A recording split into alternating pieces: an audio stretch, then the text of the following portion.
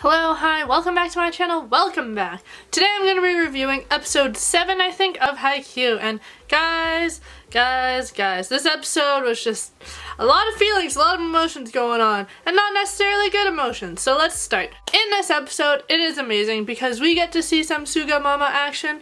I love my Suga. Suga is probably my favorite character, or at least one of my favorite characters, definitely my first favorite character of the Karasuno boys. Definitely.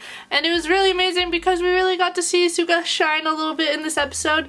I find Suga, he's like a main character, but he doesn't actually play a lot, right? Because he's not the starting lineup.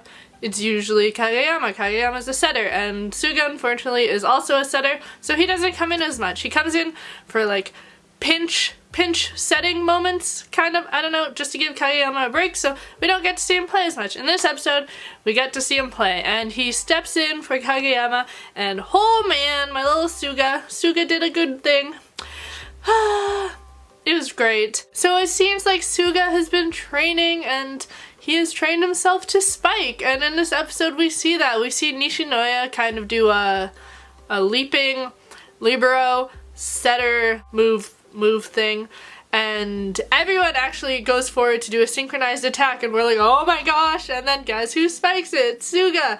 It was an amazing moment. No one was expecting it. Well, except the people who knew what was going on, but it was so amazing, and we got to see Nishinoya, Asahi, Daichi, and Suga kind of be like, yay, we did a thing, and it was so cute because I love them all together. So cute, but it was really amazing that we got to see Suga actually in action, but on the other hand, the other team didn't necessarily like that, and I'll talk more about that later. But we also see in this episode Ushijima and a little bit of his backstory, and it turns out that his dad used to be like a former volleyball player, but due to injuries and stuff he had to quit. His parents are no longer together, but his dad was primarily kind of the reason he got into volleyball and the reason he actually stayed a left hand. But it was really cute to see little Ushijima, and he was so like a serious child, and he was really cute. But it was interesting to see kind of like a little backstory to him. As well, we see a little backstory to Tendo, and I like died because I love, see, I couldn't even like say the right word because I was like, what do I do? What? I love him and hate him at the same time, but seeing his like backstory kind of like broke me a little bit, and like all the other kids were like, you're a monster, and little Tendo with his like little mushroom cut, I just died. Oh, so cute.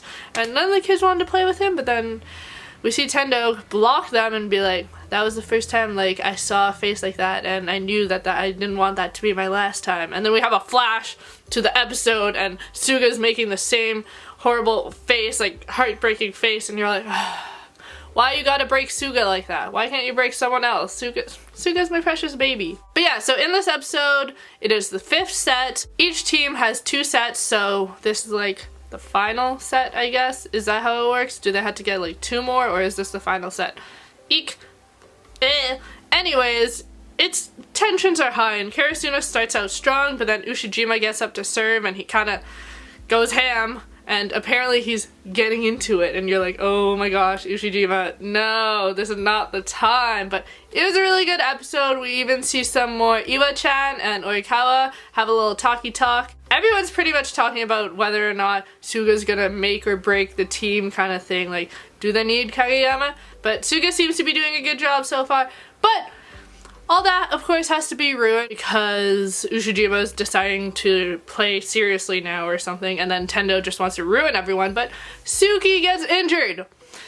Yeah, Suki, who's being like best boy at the moment, is injured. He is injured by Ushijima's serve, and he gets like a little cut and it's bleeding, so he has to go to the infirmary, but hopefully he will be back. But we're all like freaking out a little bit, and Enoshita, I forget his name, I am sorry, but someone else comes on, but we're all kind of freaking out because Suki was doing so well, and now he gets hurt, and you're like, why? I really like how we got to see Ushijima and Tendo's backstory, and you guys know I've said this before, but I really love Haikyuu because it makes every character relatable, likable. It makes you get to know a lot of the different characters. It doesn't just focus on Karasuno, but it makes you kind of get involved in each of the characters, and you're like, why do you do this to me? I just want Karasuno to win. But it's great because it's not Karasuno playing against this like this empty team, you know, it's Karasuno playing Shiratorizawa with characters that you have come to know and kind of love, so it's like, it's hard, and I like that they do that, because obviously you still want Karasuno to win, but it's not just like one-sided, if that makes sense. Overall, this episode was great because of the different emotions going on, and it's great because it is the last set, and they could totally get it done in one episode. They could get it done in 2 episodes, but they don't make it seem like they're drawing it out. It doesn't seem like they're taking it slow kind of thing, you know? Like, this was enough action for 1 episode, and like only kind of like 5 points went by, I think. Maybe a little bit more than that, but you don't feel like they're going slow with the way they're doing it. Does that make sense? I hope it does. But anyways, hope you guys liked this review. If you did, make sure to like, comment, and subscribe. I make a bunch of videos a week, and bye!